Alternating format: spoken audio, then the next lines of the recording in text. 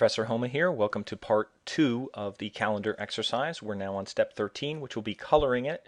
I'll take one more look at the PDF file, and with coloring here, notice that the top row here is blue and the type will be white, so there's nice contrast.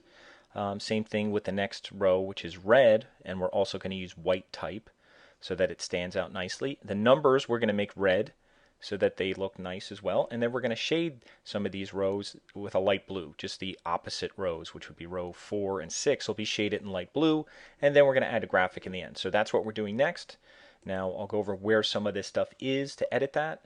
The first thing we'll do here in number 13, we'll start from the top. I'll scroll up a little bit. I'll highlight this row right here. And in your table tools, if you don't see anything for fill, go to layout.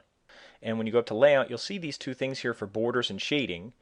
And for my first row here, I'm going to click on the top row and I'm going to shade that to be, I'll just use this basic blue right here, whatever blue you have. I'm going to use that blue. And then I'm going to shade, whatever order you want to do this.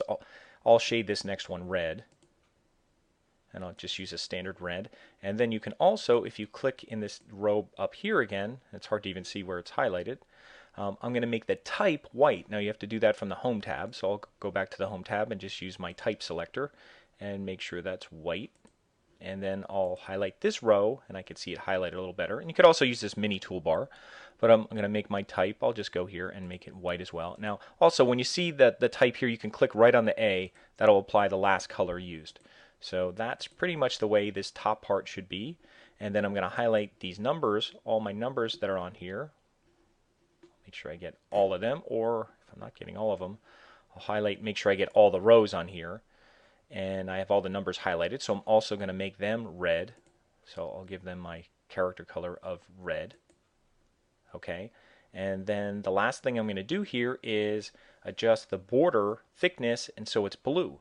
Now, this little thing here, when you're on a table, you'll see this in Word, this little four-sided arrow. Click on that, and you can actually double-click on it, and it'll bring up kind of your table properties. If you don't see your table properties, click on Layout and go over to Properties. And again, double-clicking brings up these table tools. So here's Properties over here, and it'll bring up this Table Properties, and you'll have this on the Mac version as well. Now, in here, you may not see anything for borders for border color yet, but there is a borders and shading button down here. So if you go down here, you can actually see when you have the whole table selected, it has all these borders here. We're not just doing a bottom border like we did with text, so we're doing all the borders here. Okay, and for color, it has automatic, which is black. We're going to change that to blue. Okay, and then from the thickness, I'm going to change it to 1.5 point, which is 1.5 point, and I'll go there and I'll make it thicker.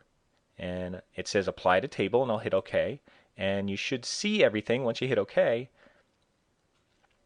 You should see the border looking a little thicker, and it should be in blue. So you should be almost done with this. All right, I'm in Google on Firefox browser, and I'm just going to type in, and you could type in anything, flags, fireworks, whatever. I'll just type in 4th of July clip art. And however you want to do this, and I'll just hit search, and I'll click on images, and you can see there's the one I used, the first one here. You could use something different. I'll use something different here, and I'll just click on it. Make sure you click on it, and this is kind of a small one. And I could just do a right click and do copy image, and I'll go back to Word, and I'm actually going to put it right here on the 4th of July, and I'll just right click and see if I could get paste. Now if you get these paste options there, that's what's going to happen at first. And actually, I'm just going to leave it like that. I'm going to paste it like that. It's kind of bigger. But once you scale it down, it should resize everything for you so it won't be stretching out your borders anymore. And you can make it smaller. Now, here's the thing. You can see it pushing things around here because it's actually inset or inline, meaning it's right next to the text. I'm going to double click on this image and bring up some picture tools while I'm in my table. And if you go over to wrap text, or text wrap people call it, if you go up here and you change this to in front of text, then it won't be affected. It won't be in relation to the text. So you could kind of move it around. You could even put it in front if you want. I don't want to put it in front, but I do want to kind of scale it. And if you drag these lower corners here, I could kind of scale it. Now it does have a little white around it.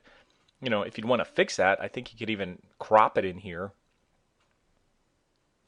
Over here, here's a button for crop, so I could crop this, and if I want to bring it a little closer so I don't have so much white space around, and there's not much here to crop. I probably have to zoom into this a little more, but I'll crop it a little bit.